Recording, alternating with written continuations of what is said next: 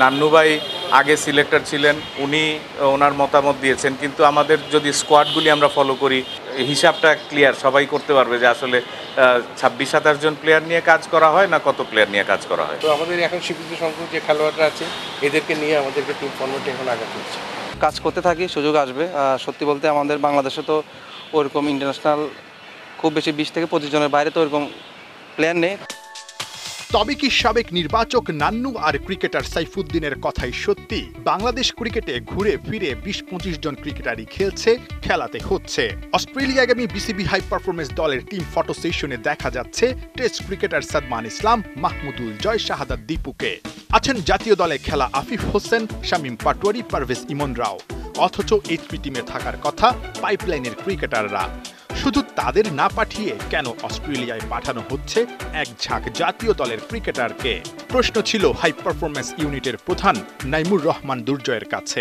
26-27টা প্লেয়ারের কথা কোনো ইন্ডিভিজুয়াল, যেমন সাইফুদ্দিনের কথা বললেন, সেটা তার ব্যক্তিগত মতামত। নান্নু ভাই আগে সিলেক্টর ছিলেন, উনি ওনার মতামত দিয়েছেন, কিন্তু আমাদের যদি স্কোয়াডগুলি আমরা ফলো করি আমাদের এইচপিতে 25 জন আছে, টাইগার্সে আছে প্রায় 22-23 জনের মতো, এ টিমের একটা স্ট্রাকচার আছে, ন্যাশনাল টিম তো আছেই।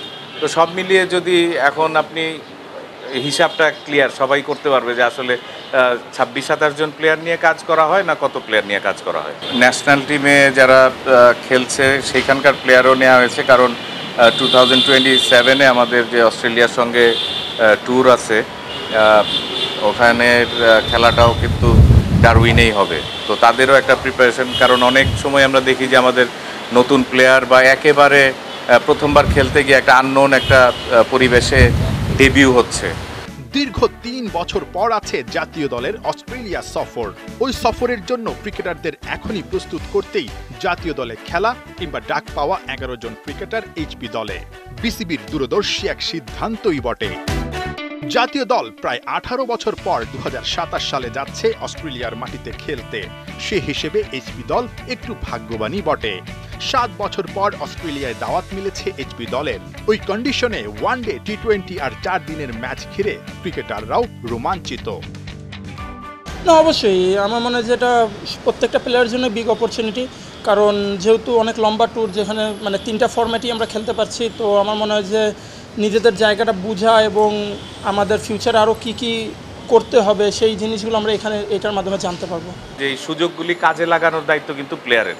আমরা সুযোগ সৃষ্টি করে দিতে পারবো, কিন্তু সেটা কাজে লাগিয়ে নিজেকে পরের লেভেলে নিয়ে যাওয়া বা অন্য ধাপে নিয়ে যাওয়া, ইমপ্রুভ করা, এটা কিন্তু এই ফোকাসটা ধরে রাখা কিন্তু প্লেয়ারের দায়িত্ব। শনিবার অস্ট্রেলিয়ার পথে রওনা হবে বাংলাদেশ হাই পারফরমেন্স ইউনিট। 19 থেকে 22 ও 26 থেকে 29 জুলাই পাকিস্তান শাহিনসের বিপক্ষে 2টি 4 দিনের ম্যাচের পর 1 থেকে 6 আগস্ট একটি ত্রিদলীয় ওয়ানডে সিরিজ খেলবে এইচপি দল। 11 আগস্ট থেকে বিগ ব্যাশের দলগুলোর সঙ্গে টি-20 টুর্নামেন্টে অংশ নিবে বাংলাদেশ এইচপি দল। জসিম 71।